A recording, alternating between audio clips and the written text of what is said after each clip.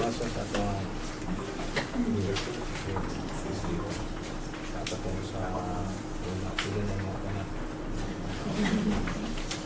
Laro ito bagay. Okay. Good morning everyone. Good morning. Okay. We are again present here today to the private conference for civil works under invitation to be number 2024-014, and consists of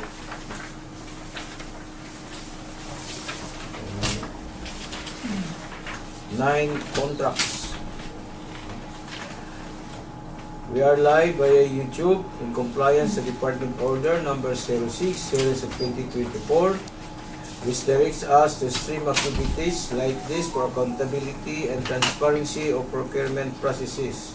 Before we proceed, we request the Back Secretariat to please acknowledge those who are present here today. Thank you, Mr. Chair. Good morning, everyone. Good morning. Our attendees for today's activity, private conference for civil works for 2nd District Engineering Office. We have here the back members, starting with our chairperson, Engineer Edwin L. Jacob. Present. Regular member, Engineer Leslie T. Gulito. Present. Professional members, we have Engineer Jeffrey C. Salmon Present. and Engineer Arthur Noel A. Lor. Present. From the back secretariat headed by Engineer Edwin T. Pascual Jr. Present. Back secretariat member, we have Ms. Rose Weishi B. Bakay. Present. From the back CWG headed by Engineer Jeffrey M. Eliseo. Present. PWG members, we have Engineer Maylando M. Apolinaria. Present. Engineer Orly Anthony A. Terek. Present. Engineer Dean Paul G. Icalinos. Present. Engineer Dave Hercel G. Palen. Present. And we also have here representative from Maintenance Section, Engineer John Carlo D. Dagupa. Present.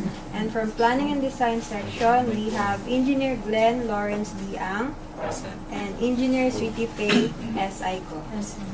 We would also like to acknowledge our viewers via YouTube. Good morning and welcome. That would be all, Mr. Chair. Okay, thank you.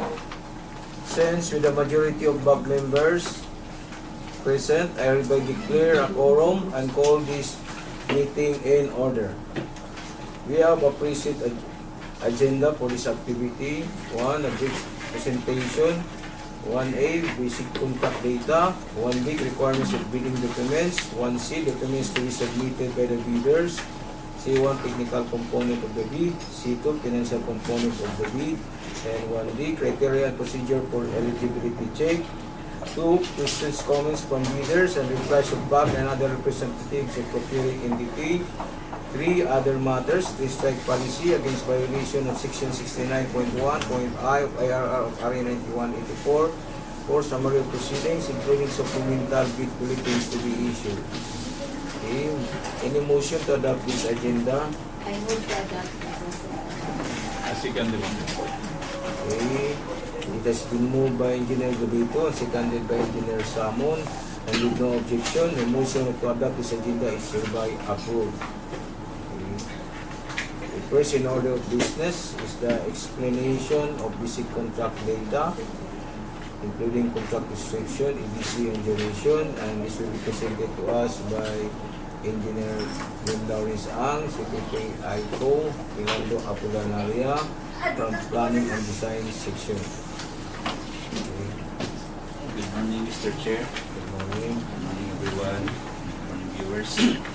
For the first project, the name of contract is construction of completion of multipurpose building, IP building at Barangay Mapaca, Compostela, Davao de Oro. The contract ID number is 24LI0091 and the location is in Davao de Oro.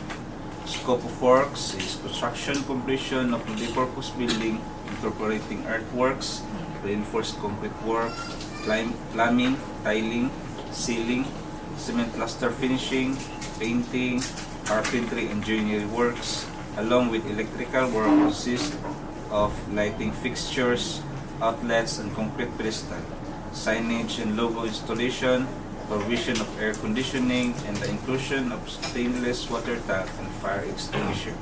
The approved budget for this contract is 4,949,998 pesos and 16 centavos. The source of fund is FY 2024 GAA-CSSP-BIP. The contract duration is 90 calendar days, including 15 unworkable days.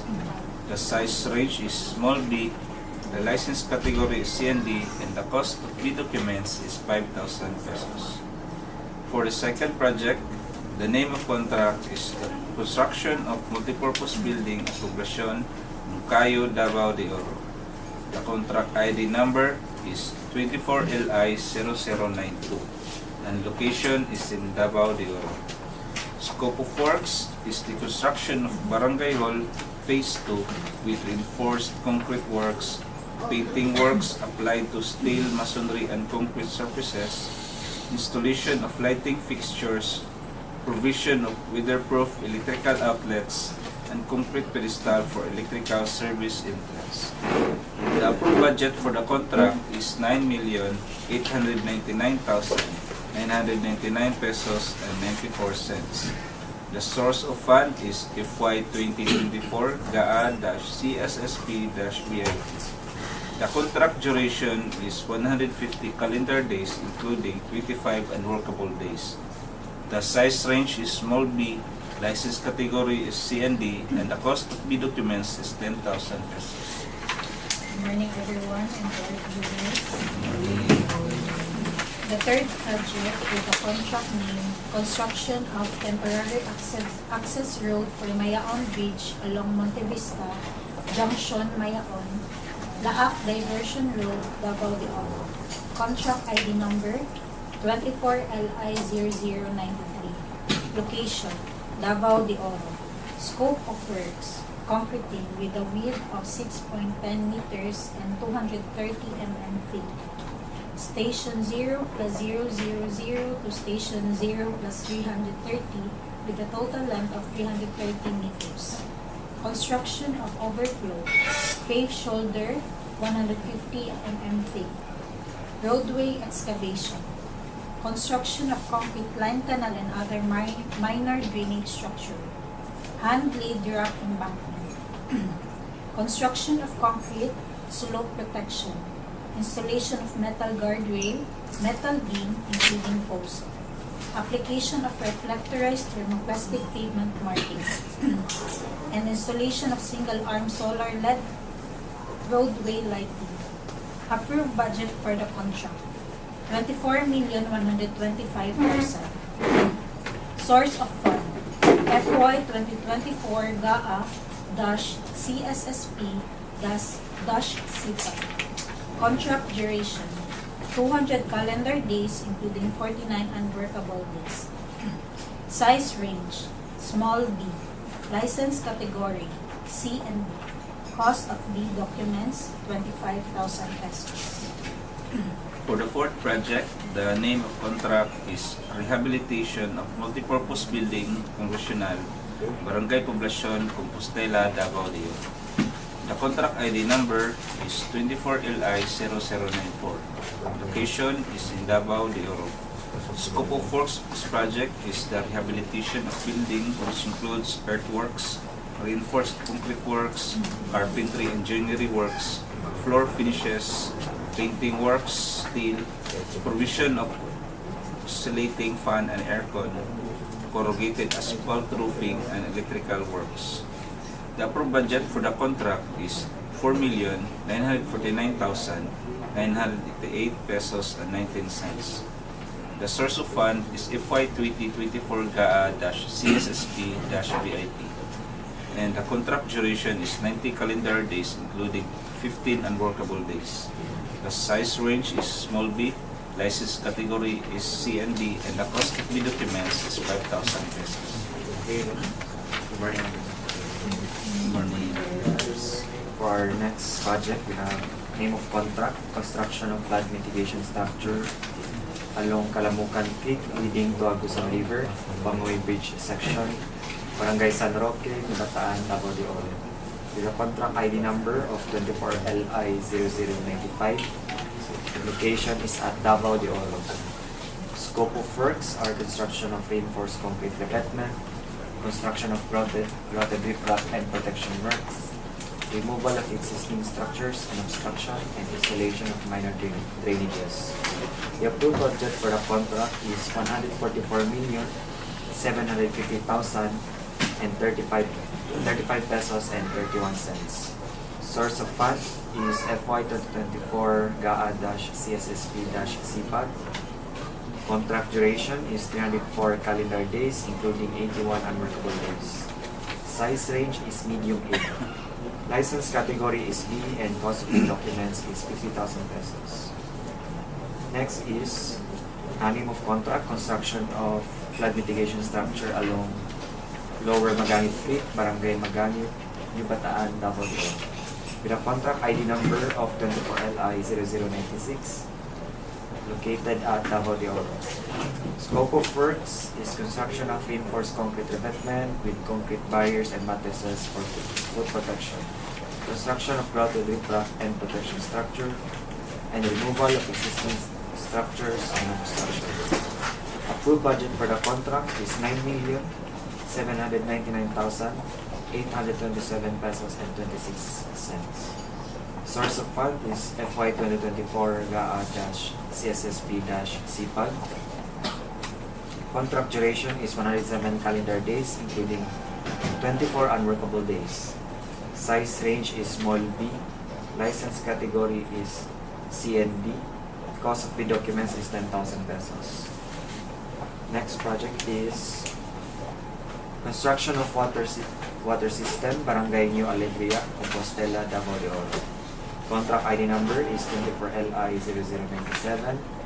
Location is at Davao de Oro.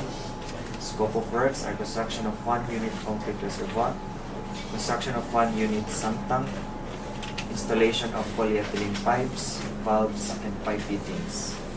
Approved budget for the contract is 4,899,790 pesos and 71 cents. Source of fund is FY 2024 GAA-CSSP. Contract duration is 143 calendar days, including 23 unworkable days. Size range is small b. License category is CND, and cost of the documents is 5,000 pesos. Next, name of contract, construction of water system at Tandawan, New Bataan, Davao de Oro. With a contract ID number of 24LI0098. Location is at Davao de Oro.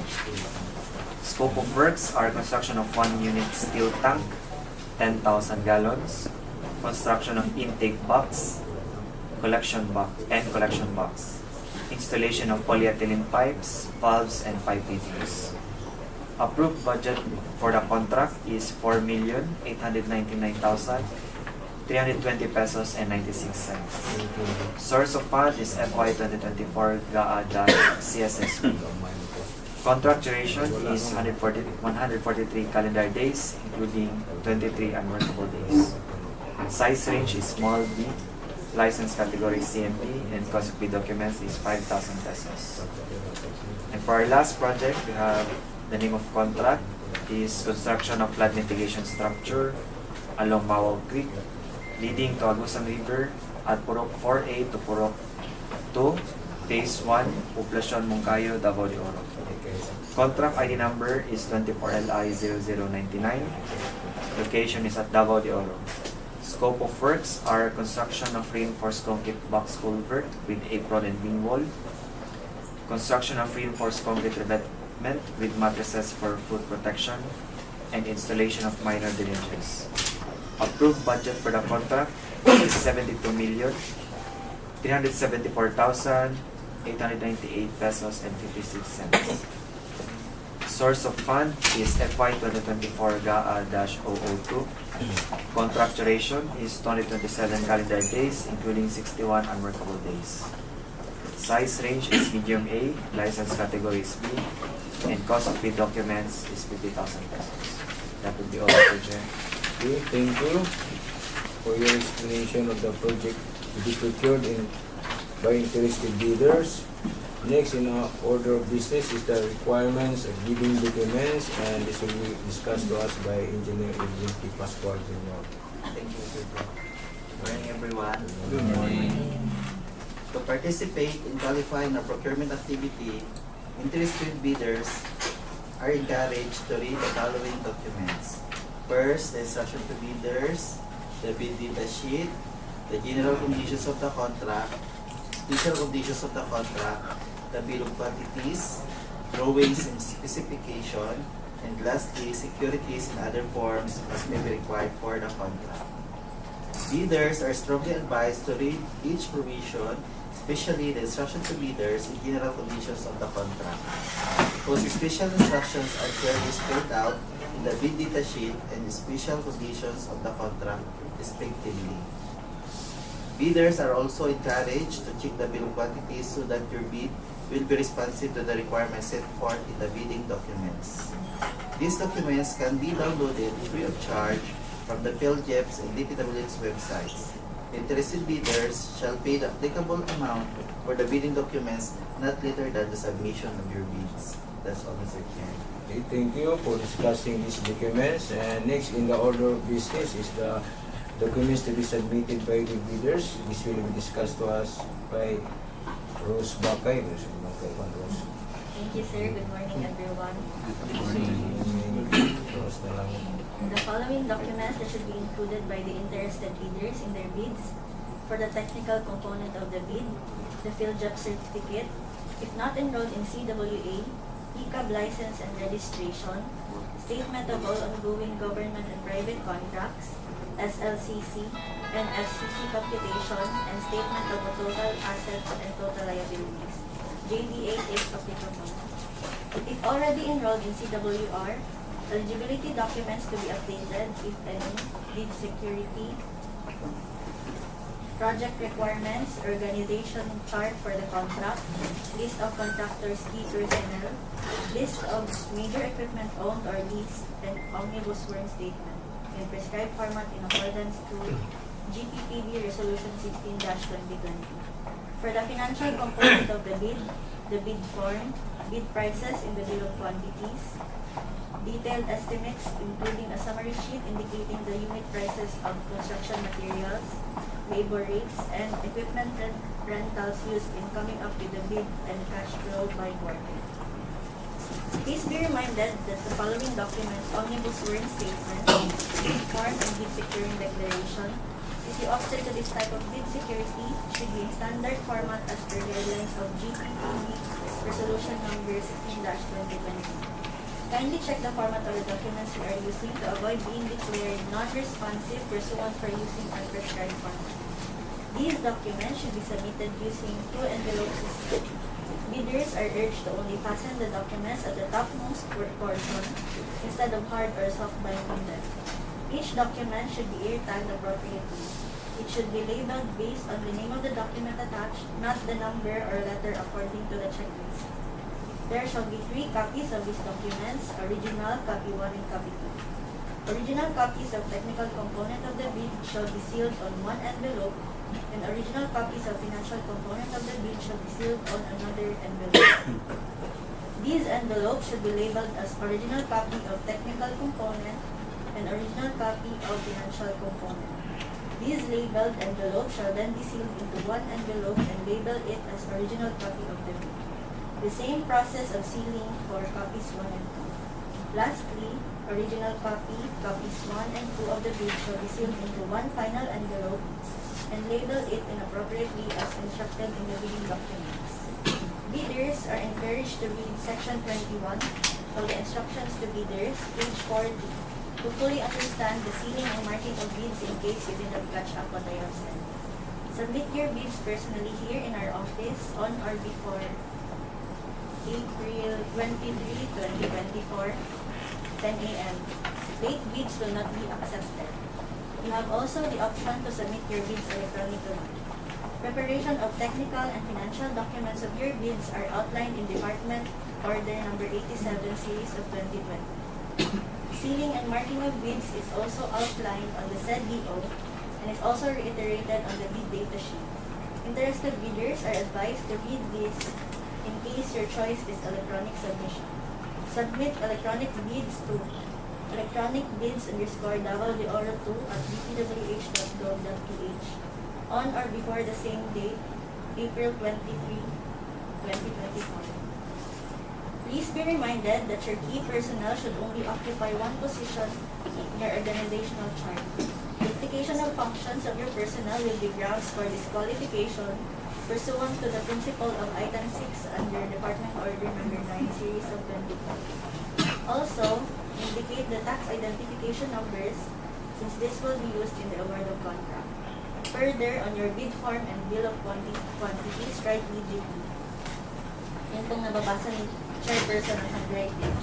Also, if you are offering a discount in your bid form, please indicate specifically the methodology as to where or which pay item the discount will take effect.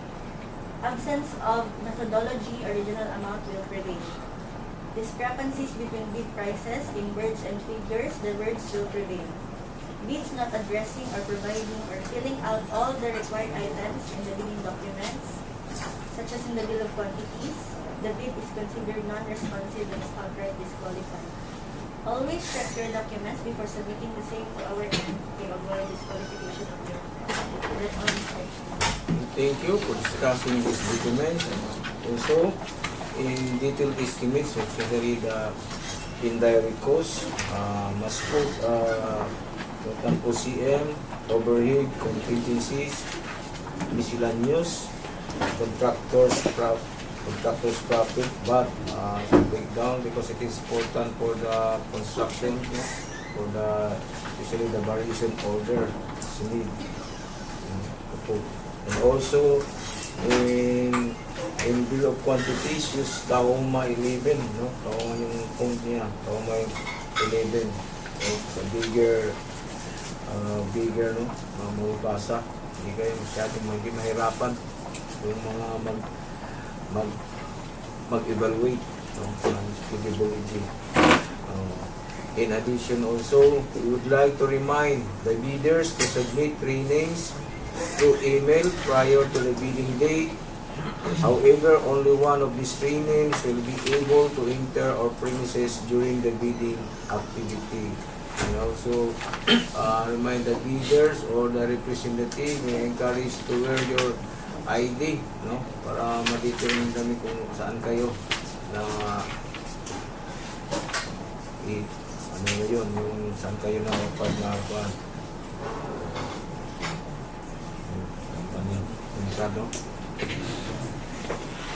Okay.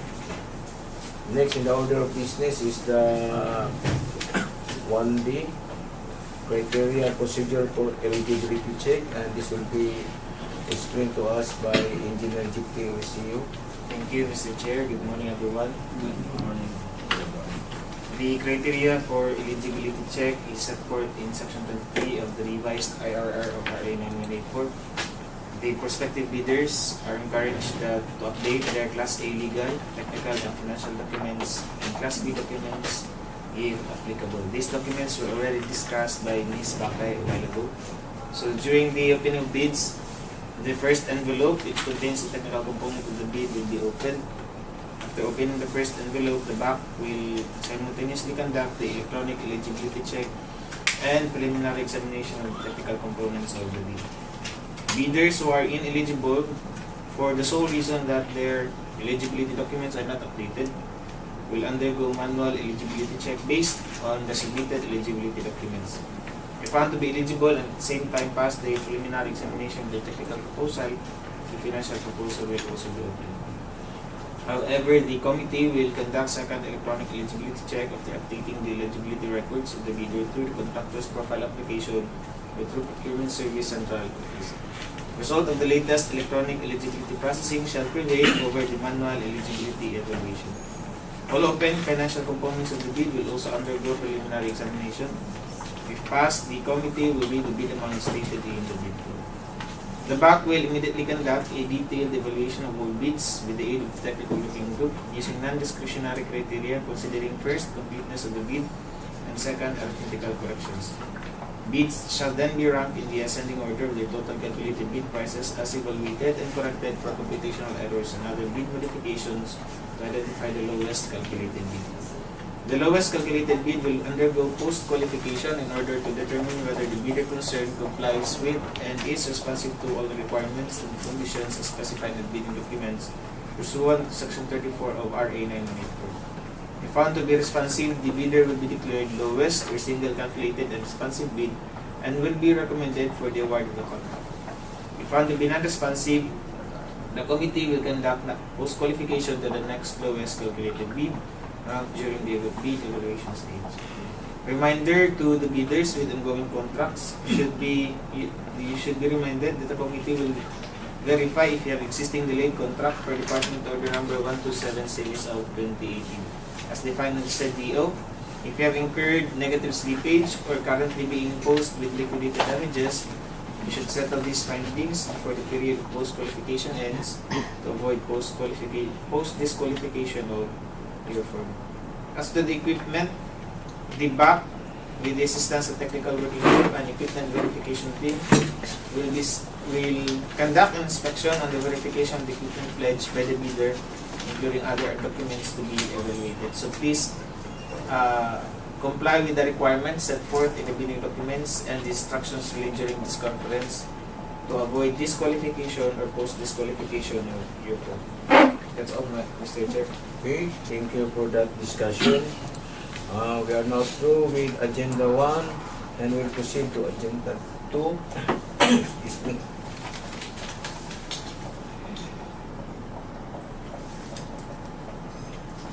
Questions, comments from bidders and replies of BAC and other representatives of procuring entity.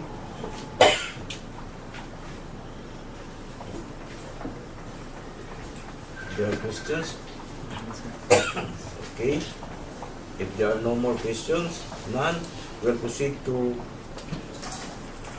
3 other matters. 3 strike policy against violation of Section 69.1.I of the ARR of RE 9184, and this will be discussed to us by Engineer Samu. Thank you, Mr. Chair. Good morning, everyone. In order to establish a fair and transparent system of managing offenses committed by a bidder in a procurement of public infrastructures, goods, and consulting services projects through a public bidding, the Department of Public Works and Highways hereby introduced an updated 3-strike policy. This policy is aimed to enforcing adherence to the procurement guidelines stipulated under Section 69.1.I of the 2016 Revised Implementing Rules and Regulation of Republic Act 9184.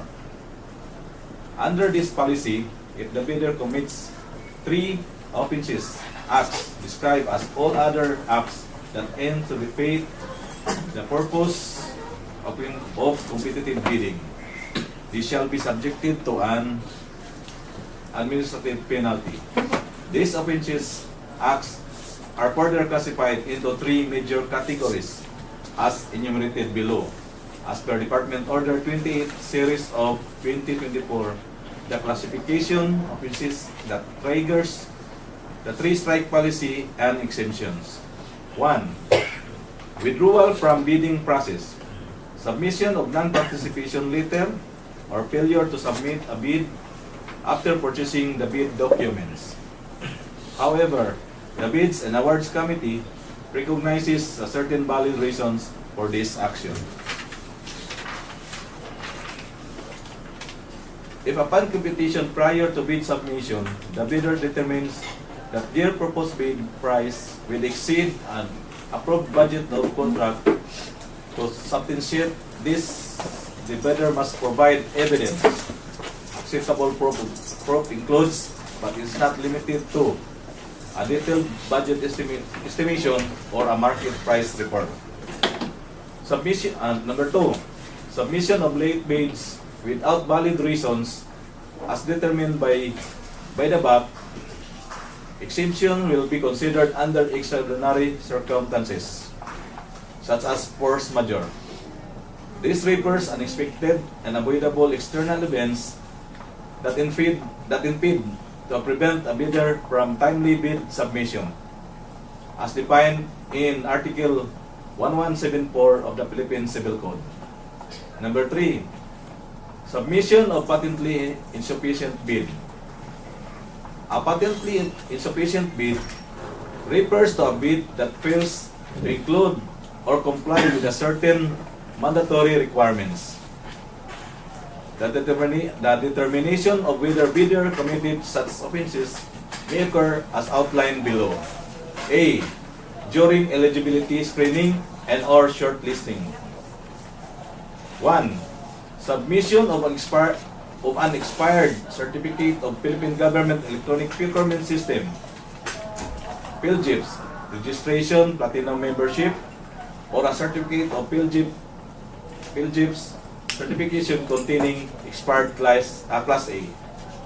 Legal and financial documents as determined during the eligibility screening. 2. Failure to include certificate of employment, contract agreement among permanent personnel and staff of the firm, and curriculum vitae in the application of eligibility. Letter B. During bid evaluation. 1. Failure to submit required bid forms as outlined in Annex C, detailing the complete list of required bid forms. 2. Submission of incomplete, insufficient, or defective documents due to a non-inclusion and or omission of a mandatory provision and statements for the required bid forms as per Annex C, outlining the mandatory provisions is required forms. 3. Submission of an unnotarized bid securing declaration, an omnibus term statement, and joint venture agreement or statements from all the potential joint venture partners, with the exemption during the declaration of state of calamity or implementation of community quarantine or similar repression required declared being implemented in either locality of the procuring entity of the bidder. 4. Submission of bid form, price schedules, bid securing declarations, omnibus sworn statement, and joint venture agreement without the name, legal capacity, and signature of the bidder or its authorized representative. 5. Nomination of key personnel of profession different from what is required by the bidding documents. 6. Failure to submit proof of ownership, lease, or purchase agreement of goods, equipment. 7. Failure to submit the required certification of key personnel as per Department Order Number 9, Series of 2012. Number 8. Failure to comply with the required minimum number of key personnel and equipment as stated in the bidding documents. Letter C. During post-qualification. Participation in bidding infrastructure projects by a bidder whose allowable range of contract cost as indicated on the pickup license does not match with the specific requirements of the infrastructure project being bid for in terms of category, classification, and size ranges. Number 3. Enforcement and penalties. If the bidder commits any of the 3 major offenses acts listed above the 3 times with a year starting from approval date of the resolution recommending the imposition of strike 1 first warning, which is counted as 1 day, through the 365, and if these three offenses are similar or identical nature, it will trigger the enforcement of the stipulated administrative penalty, suspension from participating in all DPWH procurement activities, and entering into contract with any DPWH procuring entity. Subsequently, as per procedure outlined in Annex A, this may result in the blacklisting of the suspended bidder, thereby disqualifying the bidder from participating in any government procurement activities for a period of 1 year. In conjunction with blacklisting, the bidder will also face bid security forfeiture and must comply with the enforcement of the bid securing declaration conditions. In more severe instances, when a bidder commits another set of 3 similar offenses, or more than 2 sets of 3 similar offenses instances where more than 6 similar offenses occur within the said 1 year time frame, the bidder may subjected to an increased penalty resulting in blacklisting for a period of 2 years. The effective duration of the penalty, either 1 or 2 years applicable, will be clearly stipulated in blacklisting order, with the provision to the duration of blacklisting shall not exceed a maximum period of 2 years, commencing on date the blacklisting order is approved and issued by the Secretary. That's all, Mr. Chair. Okay, thank you. Okay, prospective bidders, be careful and read instruction, comply to avoid three-strike policy. Okay, we'll now proceed to the last agenda, the summary of proceedings, including supplemental bid bulletins to be issued, and this will be presented to us by Engineer Bulito. Good morning, everyone. Good morning. All the needed information were discussed and explained by the resource persons. I would like to remind the prospective bidders to visit from time to time the DPWH and PhilJob's websites, especially within 7 calendar days prior to the deadline of the submission of bids for supplemental or bid bulletins to be issued thereafter. Please also be reminded that the submission of bids on or before April 23, 2024, 10 o'clock p.m. Late bids shall not be accepted. Ang bid opening will be on April 23, 2024, 10:15 p.m. That's all, Mr. Chair. Okay, thank you. All of the business in the agenda were already taken into consideration. Okay. May I know the pleasure of the body? I move to adjourn this conference. I second the motion. Okay, it's been moved by Engineer Samon and seconded by Engineer Lor. And with no objection, the motion to adjourn this conference is hereby approved. And this conference is now adjourned. Thank you, everyone. Napay